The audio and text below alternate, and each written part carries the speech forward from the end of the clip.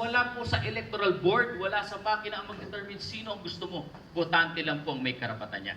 Next, pagkatapos po dito sa machine na to, makikita natin, meron din po kasi itong touchscreen capability o yung tinatawag nating direct recording electronic. Yung kanina nga po pala, pauman hindi ko nabanggit, ang tawag po din ay optical mark readers. Yung direct recording electronic po kasi, dinagay natin ang feature na to para sa isang purpose din.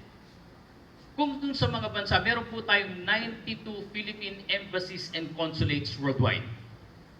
75 po dyan, pwede ang internet voting, katulad nung nadidinig nyo na sa amin paulit-ulit. Pero dun sa 17 posts at embassies, ipinagbabawal po ng mga bansa nila, may internet restrictions. Bawal ang internet voting. Kaya po doon, magpapadala kami ng makina, mukhang nagiging option na po namin dahil hindi naman sila ganong karami. At 30 days ang botohan sa overseas, papahintulutan po namin yung direct recording electronic. Ang maganda po doon, lalabas yung mga picture, lalabas yung pangalan na iboboto mo, mas madali para sa kanila. Siguro po na itatanong nyo, bakit hindi natin gawin sa Pilipinas yung direct recording electronic? Ang problema po kasi doon, sa isang presinto, 800 hanggang 1,000 po ang ating botante. Kung iisang makina at magtatagal, 20 minutes na nandito yung isang botante, hindi naman po mapapaalis ang electoral board. Dahil sasabihin niya, bumoboto pa siya.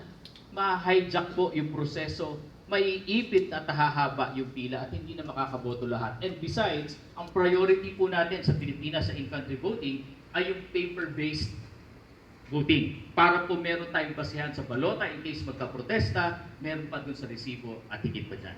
So, second, ito pong ating screen ay maaari po siyang ma-tilt down or ma-tilt up. So, yung mga katulad ko po na merong vertically challenged, ay huwag po tayong mag-alala. Yung pong lamang po sa atin yung matatangkad eh. Pero yung vertically challenged, huwag po kayo mag-alala, ma-i-adjust po yung screen at papahintulutan kayo ng electoral board siya. May mag-a-assist naman po kung kayo natatakot. Okay. Meron pong privacy screen para pagka kayo po ay nag-feed ng balota, kayo lang ang nakaharap. Ni hindi po makikita ng ating electoral boards yung pagsusubo ninyo ng balota at kung ano man pong pipindutin. Pero of course, nakamonitor po sila kung may gagawin kayong sadyang paninira dito sa ating makina. Yung ating pong ballot box, kung makikita nyo po, nung una po yan, medyo mataas ng konti, pero dahil nga po sabi ng COMELEC, kailangan po ibaba natin dahil meron pong mga hindi katangkaran talaga. Kaya po ito na po yung final size natin, hanggang bewang ko po, at malamang po hanggang bewang po ng karamihan din dito sa kwartong ito. Medyo mababa na siya, accessible na po sa ating lahat. Kung natatandaan niyo po yung dati, yung resibo na inilalabas, inilalagay lamang po natin sa isang improvised carton. Minsan po, pag walang yellow ballot, kung merong yellow ballot box, swerte, meron. Pero may mga lugar po kasi na walang yellow ballot box.